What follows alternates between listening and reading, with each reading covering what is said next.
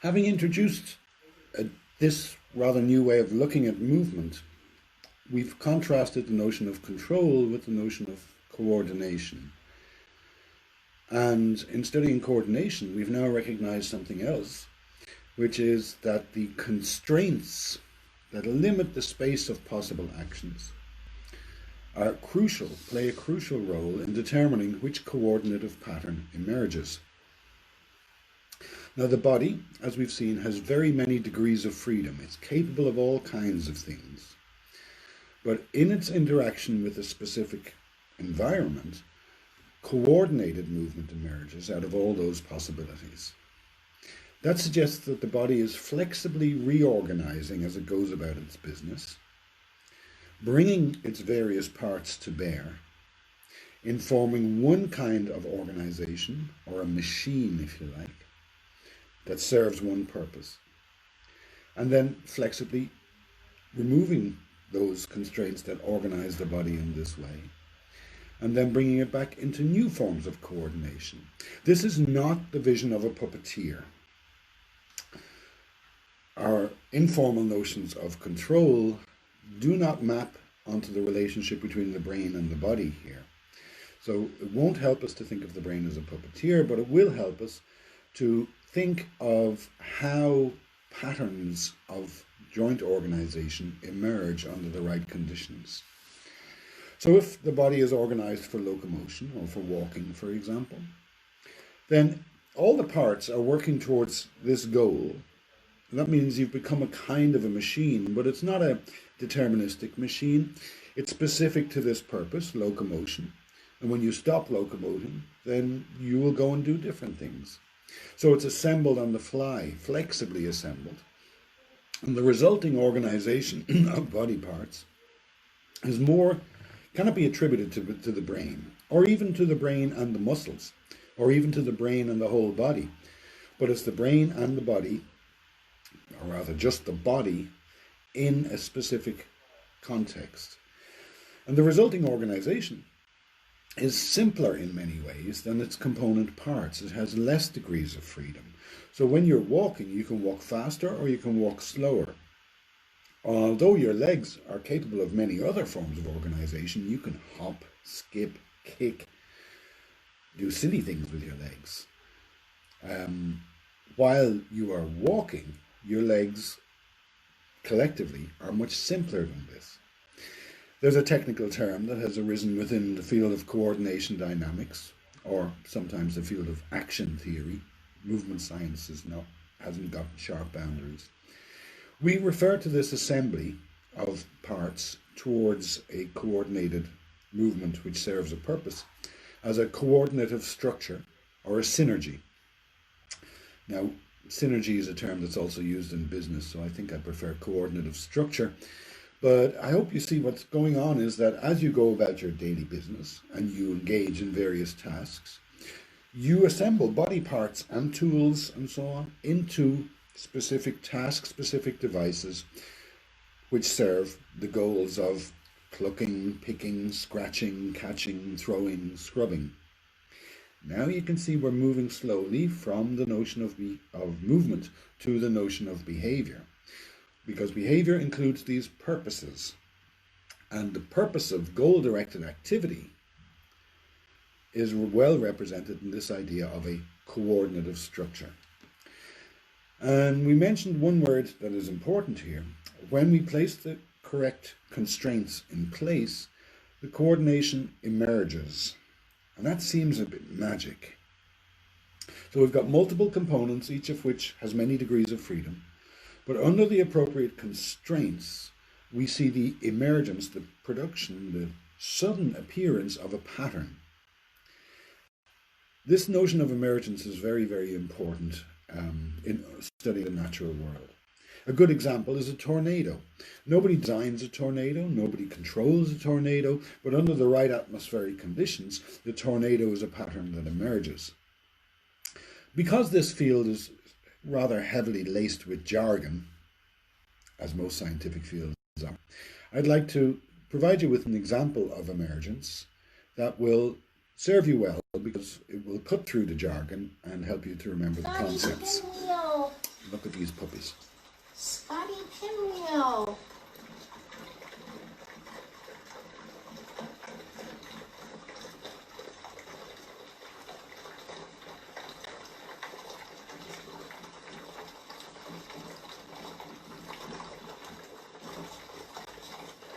That's right.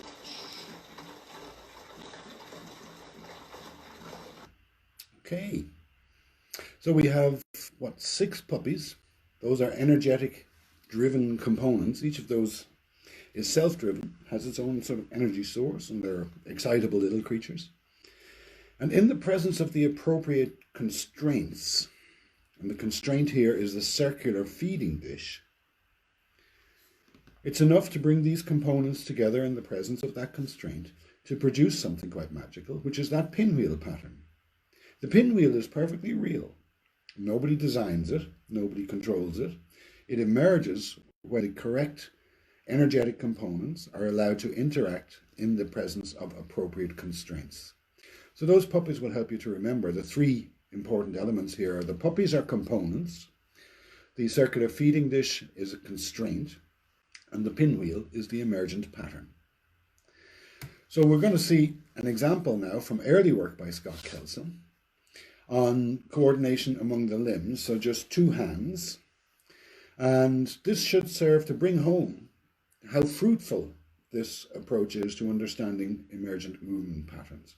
I'm going to walk you through this diagram, which reports on 1, 2, 3, 4, 5, 8 different conditions in an experiment, in which, in every condition, subjects are seated in front of a desk with their fingers on 2 home keys. And on each trial, they're instructed to move either one or both fingers to targets, and the targets are either nearby and large, so very easy to hit, or further away and small, so more difficult to hit. And this has been very carefully calibrated to ensure that the different conditions, experimental conditions, reveal something very important about what's going on between the hands. So I'm going to walk you through this. What's happening on each trial is fingers are down, and then a bell rings, and then the finger lands on the target. And we measure the time from the bell ringing to the target. And in that measurement, there's a fixed portion, which is a reaction time. It's about 1/4 of a second, because it takes about 1/4 of a second just to move. And then there's the flight time from the home key to the target. And that flight time will differ across the conditions. And we're going to just look at that flight time. And although the exact numbers are given here, I'm going to round those numbers to quite sensible values so that you can see how carefully calibrated this experiment is and what it reveals. So let's start with that first row there. On these trials, the fingers are on the home keys, the bell rings, and just the right hand goes to the distant target. And the flight time there is about 160 milliseconds. So now we better check what happens with the left hand. So we do the same thing on the left hand, and it takes about 160 milliseconds. There's no big difference. What about the easy targets? Well, we start here on the 3rd trial, going to the nearby target on the left, and this has been carefully constructed so that the flight time is about half the duration, so 80 milliseconds. Try it again on the right-hand side. There we go, and it takes 80 milliseconds to get to the easy target. Okay, those were the individual fingers. Now we're going to start moving 2 fingers together. First of all, we're going to move 2 fingers to the 2 easy targets. There we go. It takes 80 milliseconds. The fact that you're moving 2 hands doesn't make it more difficult. It's not surprising. 80 milliseconds. And you can guess the next one. We're going to move 2 fingers to the distant targets, and I bet you it's going to be 160 milliseconds. There it is, 160 milliseconds, more or less.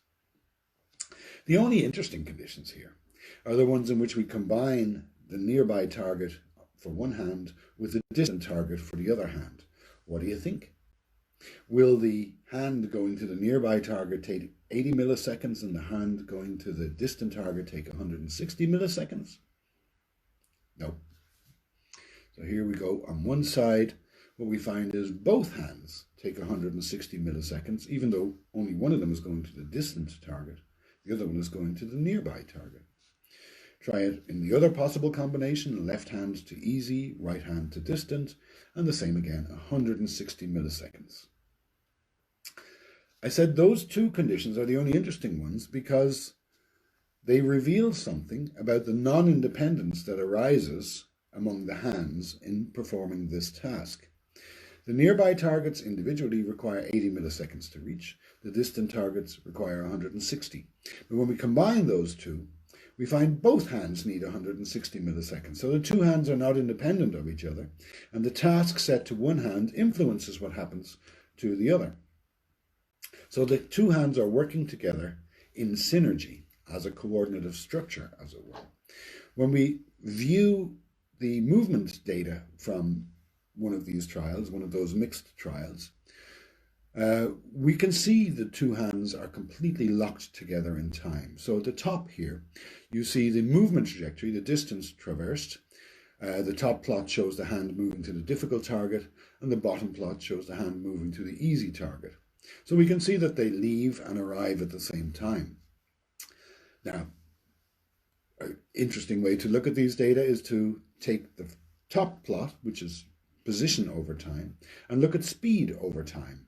That's the second plot in the middle, or velocity, and you can see that the hand going to the difficult target reaches a much higher velocity than the hand going to the easy target, but that they both reach their velocity peaks at the same time. And when you look at velocity, it's natural to look at acceleration. So in moving from here to here, I first have to accelerate, and then acceleration reaches zero, and then I have to decelerate. That's shown on the bottom plot for the two hands. And again, you can see the acceleration of the hand going to the difficult target, both in its positive phase and in its deceleration phase. Those are greater accelerations, but the timing is completely locked to that of the other hand. That is, they both reach their peak acceleration, peak deceleration, and the 0 point, the peak velocity, all at the same time. So that the simultaneity of action among the limbs is not arrived at by controlling each limb individually. Rather, what's going on is that groups of muscles are being organized and constrained to act as a single unit. So that's a really important lesson that we've learned here about coordinated movement in bodies. Quite generic. Now, there was a concept popular in the 1960s when the computational theory of mind reached its peak, as it were, and that was a motor program. Because people were using the computer metaphor and the language of information theory recklessly, I would say, they started to think of movement in terms of programs as if the brain was issuing instructions. That term has died out. You don't really see it around anymore. It was an exciting term to think with, but what it reflects is the problems when you bring a computational view of the brain to bear on what the brain's relation to the body is. What I want to suggest to you is that the very idea of a motor program is completely misleading, although it seemed attractive at the time. Here's why. In a program, we have a central executive that instructs subservient parts what to do and when. That's how your computer works. There's a clear chain of command from a controller to the periphery. There might be some role for feedback. Nevertheless, there's a directionality to this from the center to the periphery. And this introduces a fundamental divide between parts of the system and encourages us, for example, to develop stories in which brains play magical roles as if they were not part of the body. But when we look closely at coordinated behavior, we don't see that divide between brain and the rest of the body. We don't even see a fundamental divide between the body and the environment. Rather, we see movement emerging precisely through the interactions of these various parts. And if you were to sum up what we've learned about the brain in the meantime, since these days, it would look roughly like this.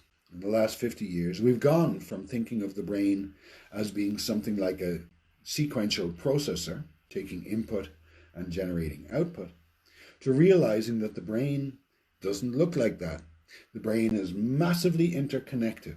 You may remember from our neuroanatomy the results of those long-range connectivities within the brain, showing us that Basically, every area of the brain is connected to every other area of the brain, and this doesn't allow us to think of the brain anymore in this simplistic sequential processing fashion. There are reasons that the computational theory of mind is still with us, but it's not going to be the place in which we learn how to understand the role of the brain in coordinated movement.